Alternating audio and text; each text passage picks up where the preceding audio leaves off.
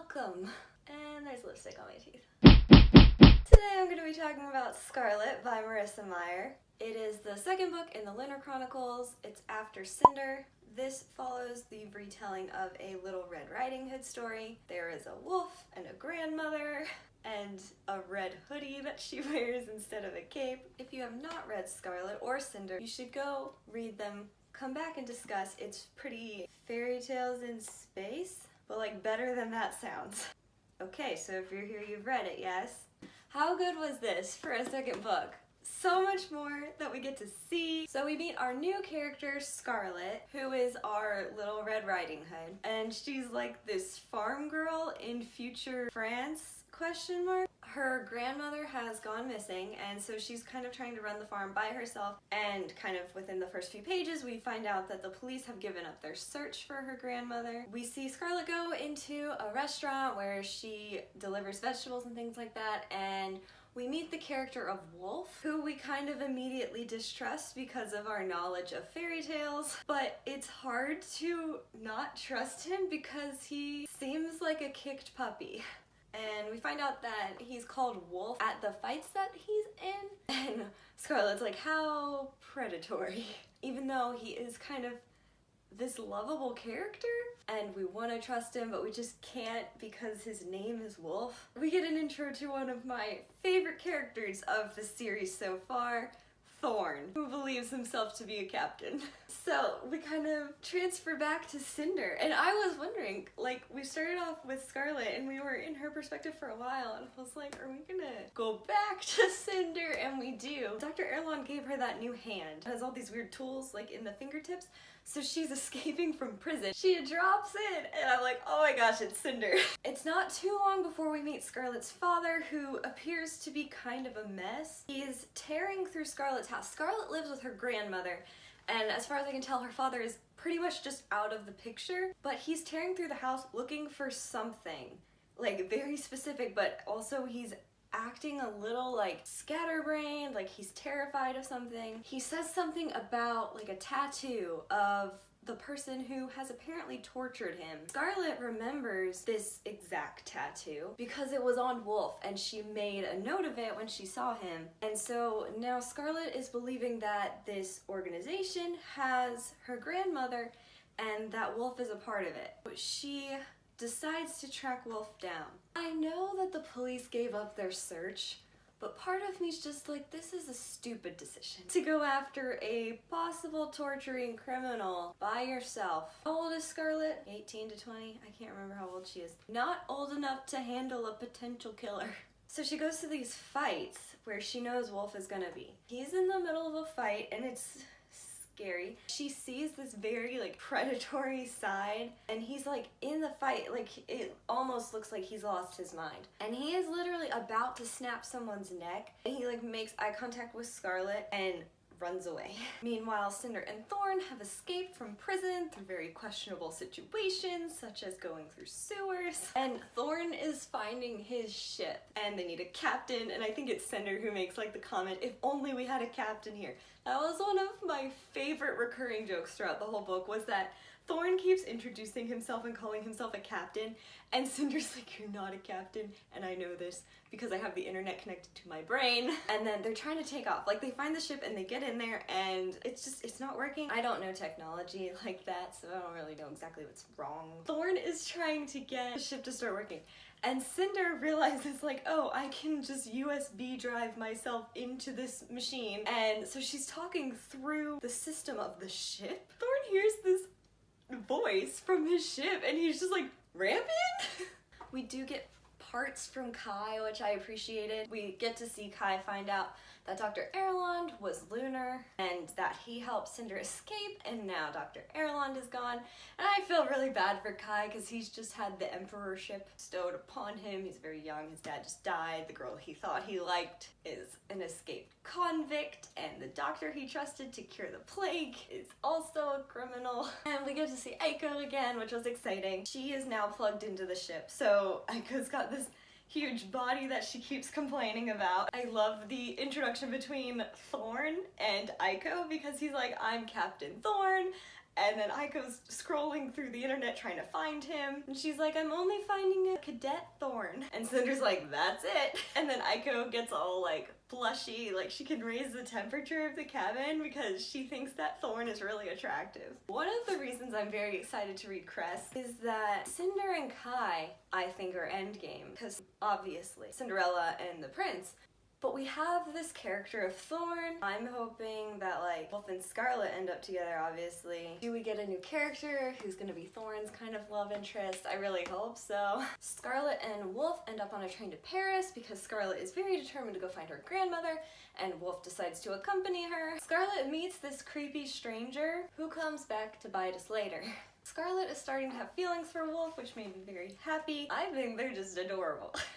The train stops and Scarlet figures out that the reason it stopped is because there's been a leishmaniasis outbreak, so they have to escape from the train. We get Wolf's backstory at this point where he tells that he's part of this pack. He knows about her grandmother, he probably saw her. He didn't help kidnap her, but he didn't necessarily do anything to stop it from happening, which obviously Scarlet is pissed about. Wolf then tells her that they're trying to find Princess Celine. Apparently, Scarlet's grandmother went to Luna on some sort of diplomatic military mission and got pregnant with Scarlet's father, and that she likely helped Princess Celine escape Luna, which is kind of a lot to learn about your grandmother in such a short amount of time. I love that Thorne is like kind of bothered that Cinder is a more popular escaped convict than himself, and he kind of has this moment of like, they do realize I'm missing, right? And Cinder's like, maybe they're grateful. Cinder sees newly crowned Emperor Kai on the port screen. It's pretty obvious she still has some feelings for him. Thorne has this hunch that Scarlet is the princess, and things fit pretty well. Like, it's not a bad guess, but it's the wrong one. Wolf kind of tries a last-ditch effort to get Scarlet to stop looking for her, and Scarlet says she'll offer herself as a replacement for her grandmother because she might be able to identify Logan, who is the guy who brought Cinder to Earth, and Wolf says no, that he'll offer himself. And then we arrive in Paris. It's a scary post-World War IV Paris. The Louvre has been demolished. There are wolves everywhere, not real wolves, wolves like Wolf. They go into this creepy opera house, so I'm picturing Phantom of the Opera. Scarlet at this moment gets a comm that her father has died of alcohol poisoning after they've had this huge fight. It's likely that the alcohol poisoning is alcohol poisoning and that her father has been killed. Even though they didn't have a great relationship, that's a pretty rough one to get. There's a lunar thaumaturge there and calls Wolf Alpha Kesley. We did a little Wolf research earlier where Scarlet finds out that the Alpha is obviously the main guy, like the best wolf, the strongest wolf, and this has Scarlet very concerned because if he's still part of the pack, that's not good news for her or her grandmother. She's like, maybe this has all been a trick. And it has been? Question mark? Scarlet is imprisoned. Oh. Audrey visits Kai, Cinder's evil stepmother, and tells Kai that Cinder has Peony's ID chip. Kai is wondering kind of at this time if all of his memories with Cinder have been lunar manipulations, like he didn't really actually know what was happening, like all these memories are false. Audrey asks on the way out, she's like, oh, if this information turns out to be useful, can I expect to be paid? And then they bow like 15,000 times because Pearl is there too. Scarlet talks to her grandmother, who turns out to be Omega Rand Kesley, aka Wolf's little brother, who was the creepy guy we met on the train earlier. And we find out in this exchange that Scarlet's grandmother is immune to lunar gifts, kind of in the same way that Cinder is immune to lunar gifts. Cinder and Thorne have gone off to find Scarlet because they want to find Scarlet's grandmother as well. They find the farm and then they find the barn, and Cinder starts to have these really vague memories of this barn, which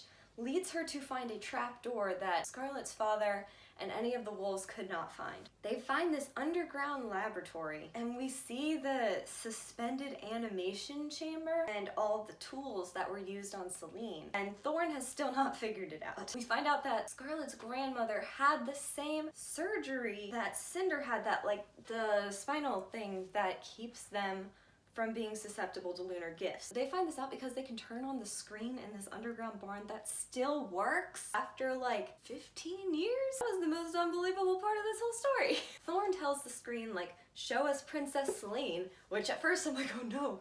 And then it's like the charred remains of a child because of the fire the Lunar Queen had started in order to kill Selene. Cinder and Thorne go into Scarlet's house and they find Amelie. Maybe she's gonna end up being Thorne's love interest. Do we think that's how that happens? Because Thorne says hi in like the most Flynn Rider-esque way possible.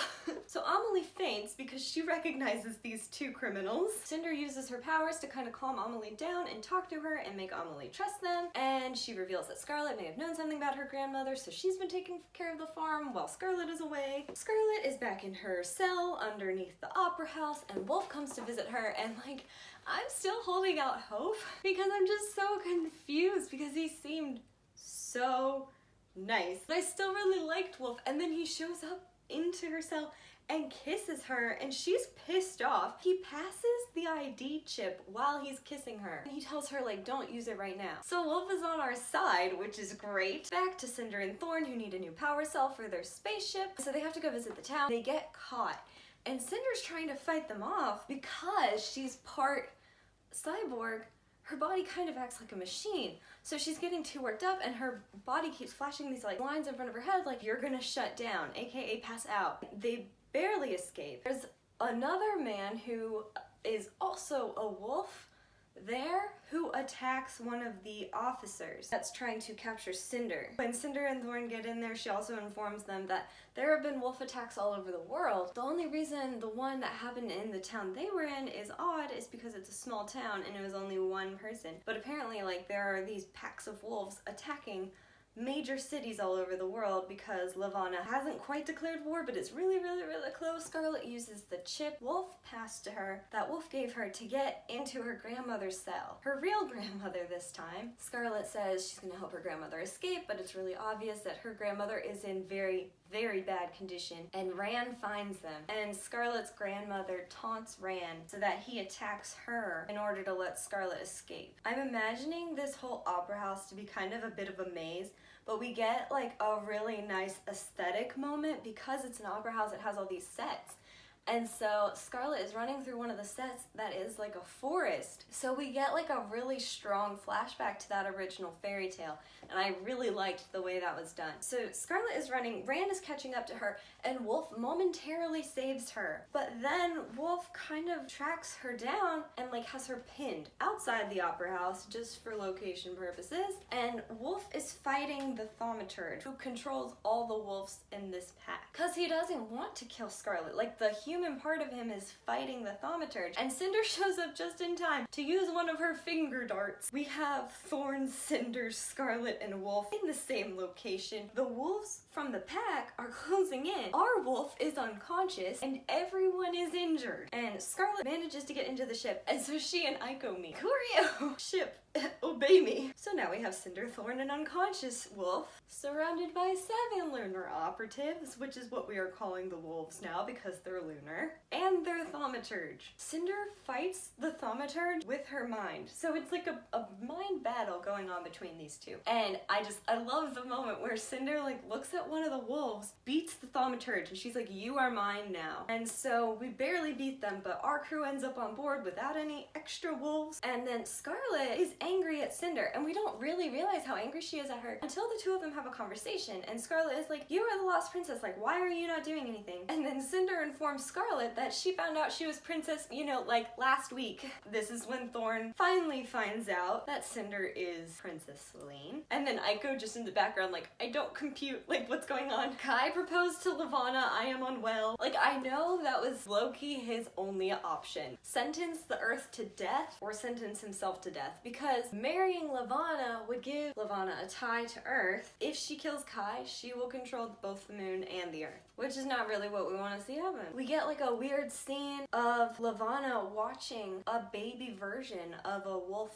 pack and how the Thaumaturge is learning to control the pack, and like it's like a baby wolf, like it's a baby version of Wolf essentially. Scarlet has a well-deserved cry session and eventually finds Wolf conscious again, and he's trying to get into a can of tomatoes, which is just precious because that's how they met the first time, when Scarlet gives him a tomato and he's literally never had one before, and she's like, trust me, it's good, and he loves it. And so now he's trying to eat tomatoes, and it was It's just so cute. That's kind of funny because Scarlet's like, yeah, well, if you're an alpha, like, don't wolves have like alpha females? But low-key, Scarlet is our alpha female because if she wasn't, Wolf would not have been able to go against his thaumaturge because the thaumaturges use the animalistic instincts and they control, like they just pull out the animalistic instincts. If Scarlet is Wolf's alpha female, then his animalistic instinct would have been to protect her, which is what he was trying to do. Kind of obviously endgame. I'm so on board. And then I don't know if every book has this, but if you did read it, there's like that little chapter at the end where it's pretty much a flashback to Wolf becoming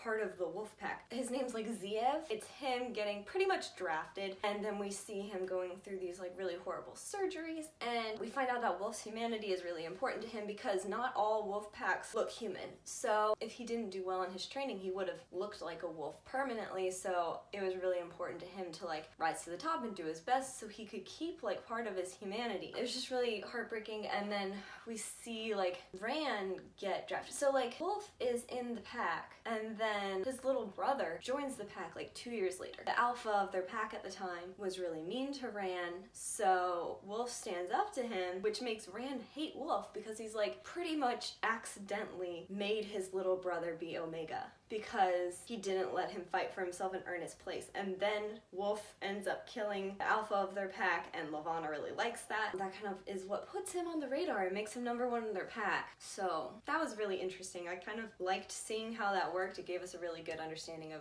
what Levana is like. 5 out of 5. 5 stars. A+. It was really good. I can't wait to read Crest. I kind of am hoping, what did you think? Did you like it? Comment, subscribe, etc. so we can talk about books. My name's Caitlin. Thanks for watching. Bye!